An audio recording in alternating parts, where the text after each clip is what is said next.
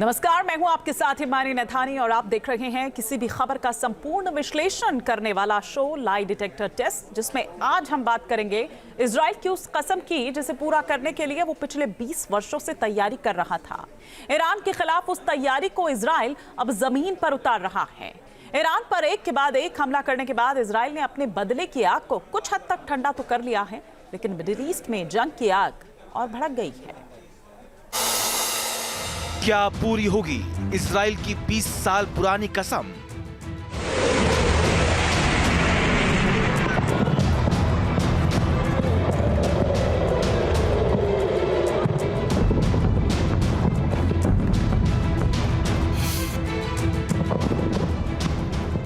पूरी दुनिया को इस बात की खबर थी कि इजराइल ईरान को बख्शने वाला नहीं है।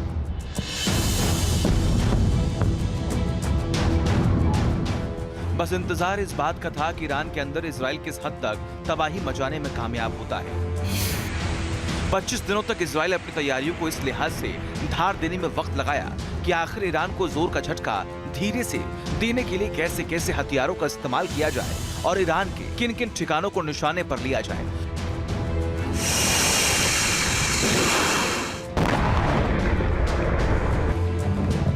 26 अक्टूबर को इजराइल ने 3 घंटे के हमले के दौरान कुछ वैसा ही किया जैसा कि ईरान ने 1 अक्टूबर को इजराइल पर किए गए हमले में किया था।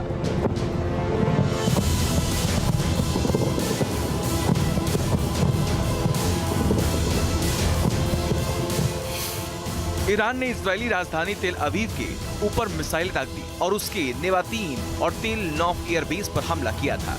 इजराइल ने भी सटीक पलटवार किया और राजधानी तेहरान के साथ साथ खुजिस्तान और इलाम प्रांत को अपनी ताकत का ट्रेलर दिखा दिया।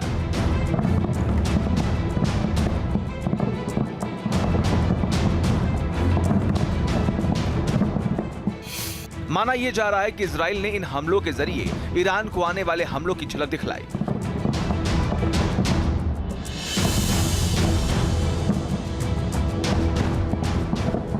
अब सवाल है कि इस हमले को अंजाम देने के लिए इजराइल ने अपने कौन कौन से सीक्रेट हथियारों का इस्तेमाल किया, उसके बारे में बताएंगे। लेकिन पहले ये समझिए कि हमले के बाद दुनिया ईरान के जिस नुकसान को देख रही है, वो अब मिडिल ईस्ट में जंग के रुख को किस तरह और किस तरफ मोड़ सकता है।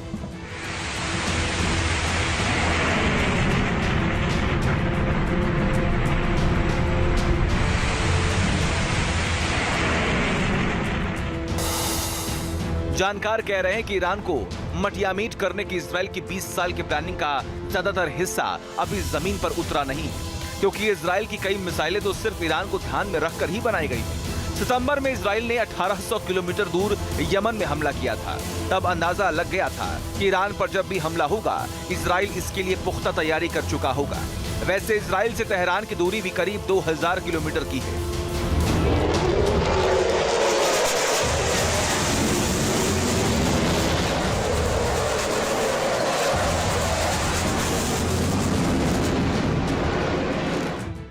हालांकि इजरायली हमले के तुरंत बाद ईरान ने इसे दुनिया के सामने कमतर दिखाने की कोशिश की, लेकिन वो हकीकत ज्यादा वक्त तक छिपा नहीं पाया।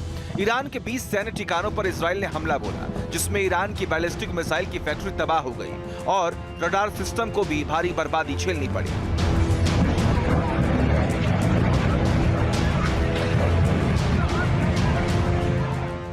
ईरान ने यह माना है कि हमले में उसके 4 सैनिकों की मौत हुई है। जानकार कह रहे हैं कि ईरान को अपने बैलिस्टिक मिसाइल के इस ठिकाने को फिर से दुरुस्त करने में 2 साल का वक्त लग सकता है। ईरान बैलिस्टिक मिसाइल के मामले में बेहद मजबूत माना जाता है।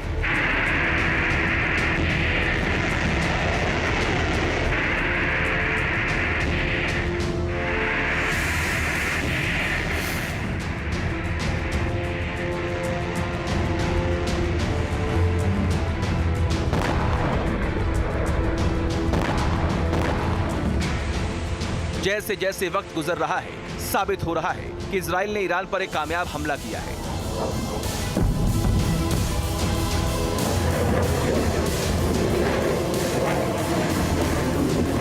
भले ही उसने हमलों को सीमित तरीके से अंजाम दिया, लेकिन इसके लिए अपने लड़ाकू विमानों की एक बड़ी फौज को ईरान के ऊपर सर्जिकल स्ट्राइक के लिए भेज दिया था। इन विमानों में वो इजरायली त्रिदेव भी शामिल थे। जिन्होंने दुश्मनों को धूल चटाने में इजराइल को भी कभी निराश नहीं किया। ऐसा माना जा रहा है कि इजराइल ने ईरान के सैन्य और ड्रोन ठिकानों पर हमले को 3 फेज में अंजाम दिया है। यानी इजराइल ने बैक टू बैक 3 बार ईरानी सैन्य ठिकानों को हमले की जद में लिया। जानकार कह रहे हैं कि इसके जरिए इजराइल ईरान के डिफेंस सिस्टम की ताकत को परखना चाह रहा था, ताकि उसके हमलावर विमानों को सकुशल लौट आने का वक्त मिल सके। जिन जंगी विमानों से हमला किया गया, उन्हें कवर करने के लिए भी इजराइल ने लड़ाकू विमानों का पूरा सिस्टम तैनात कर रखा था। इजरायली फाइटर जेट्स के इन त्रिदेव में पहला नाम F-16I सूफा का है, जिसका सिस्टम हैरान कर देने वाला है, क्योंकि हमले के वक्त F-161 सूफा के फाइटर पायलट को बटन दबाने की जरूरत नहीं पड़ती, बल्कि वो दुश्मन की तरफ सिर्फ देखता है और उसके हेलमेट में लगा सिस्टम, जो रडार और विमान में मौजूद वेपन सिस्टम से जुड़ा रहता है, वो पलक झपकते दुश्मन का काम तमाम कर देता है।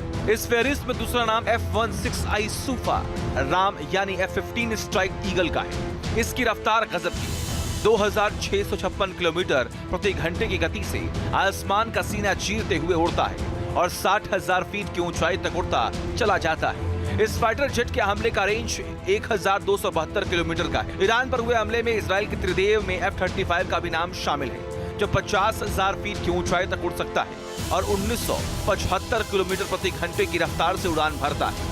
F-35 की सबसे बड़ी खासियत है कि यह वर्टिकल टेक ऑफ और लैंडिंग कर सकता है। 100 लड़ाकू विमानों और ड्रोन का इस्तेमाल करते हुए इजराइल ने अपनी कई कमजोरियों को काबू करते हुए ईरान की कमजोरियों को दुनिया के सामने लाकर खड़ा कर दिया है। F-15, F-16 और F-35 जेट के जरिए इजराइल को लंबी दूरी की मिसाइलों को ईरान के खिलाफ इस्तेमाल करने में आसानी हुई, क्योंकि ये स्टेल्थ विमान ईरान के डिफेंस सिस्टम को चकमा देने में कामयाब साबित हुए।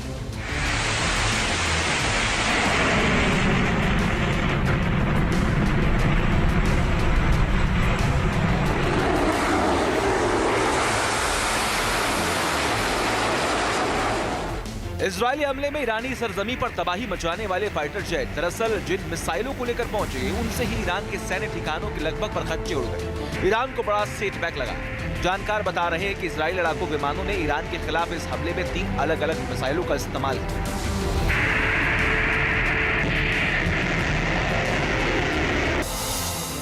इन मिसाइलों में से एक है रैम्पेज मिसाइल। ये मिसाइल किसी भी डिफेंस सिस्टम को भेदने में कामयाब मानी जाती है। रैम्पेज हवा से जमीन पर मार करने वाली लंबी दूरी की मिसाइल है और एक सुपरसोनिक मिसाइल है। इसकी लंबाई 15 फीट है। इसका वजन 570 किलोग्राम है। रैम्पेज की एक बड़ी खासियत है कि इजराइल ने इसका निर्माण ईरान के S-300 डिफेंस को ध्यान में रखकर किया था।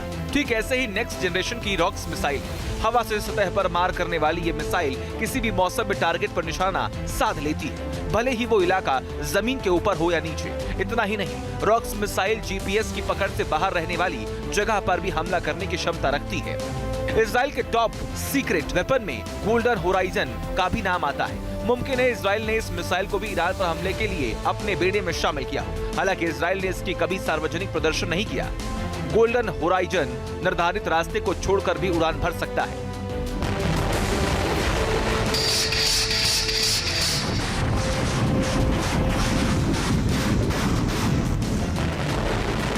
तो क्या ईरान पर हमले के बाद मिडिल ईस्ट में जंग का पलड़ा एक बार फिर इजराइल की तरफ झुक गया है? और क्या इजराइल ने ईरान और उसके प्रॉक्सी हमास और हिजबुल्लाह को जता दिया है कि उनका पूरा सफाया बिल्कुल तय है?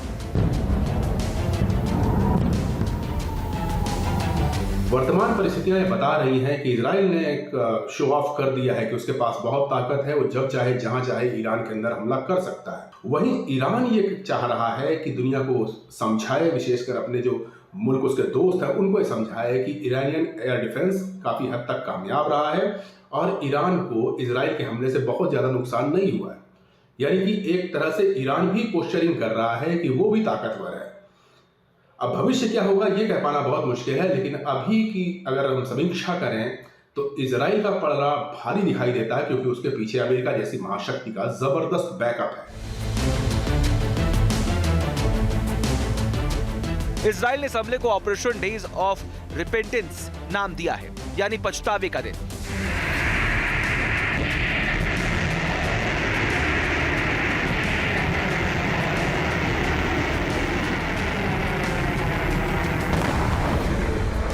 संदेश साफ था कि ईरान को अब पछताना पड़ेगा। वार्निंग तो अमेरिका ने भी जारी कर दी है, लेकिन अमेरिकी राष्ट्रपति जो बाइडेन ने ऐसी भी उम्मीद जताई कि इजराइल का ये हमला अब आखिरी होगा, यानी वार पलटवार का दौर खत्म हो जाएगा। Gosh, like I had a long reason we're a little late. I was on with the intelligence community for the last half hour, 3.5 hours.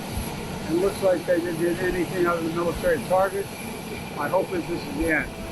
Israel के हमले ने ईरानी रिवोल्यूशनरी गार्ड कोर में खलबली मचा दी। ईरान ने कहा है कि अमेरिका ने यहूदी शासन व्यवस्था का साथ देकर इलाके में अस्थिरता पैदा कर दी है।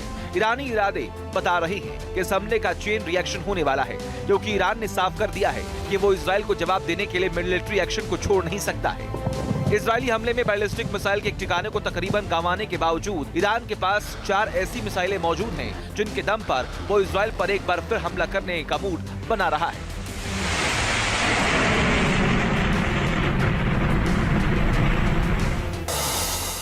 ईरान ने पिछले साल ही फतेह हाइपरसोनिक बैलिस्टिक मिसाइल का निर्माण किया था। 1400 किलोमीटर रेंज की ये मिसाइल 13 से 15 मैक तक हासिल कर दुश्मनों के ठिकानों को मटियामीट कर सकती है। इसमें दुनिया के ताकतवर एयर डिफेंस सिस्टम से बचने की भी क्षमता है। ईरान जमीन, हवा और समुद्र से मार करने वाली मिसाइलों को डेवलप कर चुका है। इस जखीरे में ही अबू मेहदी मिसाइल शामिल है। इस मिसाइल का रेंज 1000 किलोमीटर का है। ये क्रूज मिसाइल है जिसमें टर्बोजेट इंजन भी लगा हुआ है। हाल के वर्षों में ईरान की सैन्य ताकत को हमलावर ड्रोन से बूस्ट मिला है। ईरान का मुहाजी ड्रोन 210 किलोमीटर की स्पीड से उड़ता है और 7000 मीटर की ऊंचाई पर 300 किलोग्राम तक का वॉरहेड लेकर जा सकता है।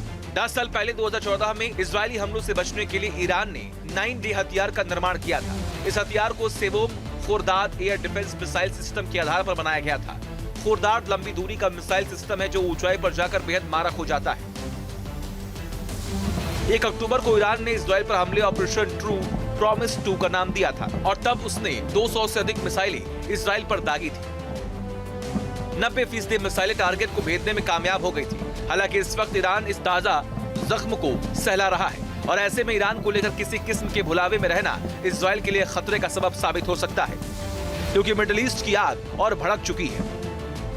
पहले ईरान इजराइल के ऊपर हमला करता है, फिर इजराइल पलटवार करता है। अब यह आशंका है कि ईरान एक बार फिर से पलटवार करेगा, जो कि वहां के आर्मी चीफ ने कहा भी है। इस दौरान एक पॉजिटिव आउटकम जरूर दिखाई दे रहा है कि चूंकि इजराइल ने ईरान के अति संवेदनशील ठिकानों पर और सिविलियन इलाकों पर हमले नहीं किए हैं, तो शायद ये संदेश ईरान को दिया जा रहा है कि अगर आप चाहें तो अब भी शांति का रास्ता खुला हुआ है, हम ज्यादा नुकसान नहीं पहुंचाएंगे।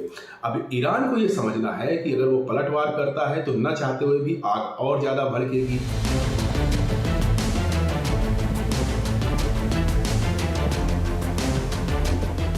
ईरान और इजराइल दोनों मुल्कों ने एक दूसरे को हमले की जद में लेकर आपसी ताकत भांप ली है। 25 दिन के अंदर हुए इन हमलों में स्कोर 1-1 से बराबर है, लेकिन इस जंग को ड्रॉ मानने की भूल करना अमेरिका सहित तमाम पश्चिम मुल्कों को भारी पड़ सकता है, क्योंकि ना तो इस जंग की इंतहा नजर आ रही है और ना ही इसके खात्मे की शुरुआत। Team news nation. News nation अब व्हाट्सएप पर खबरों के ताजा अपडेट के लिए न्यूज नेशन के इस QR कोड को स्कैन करें।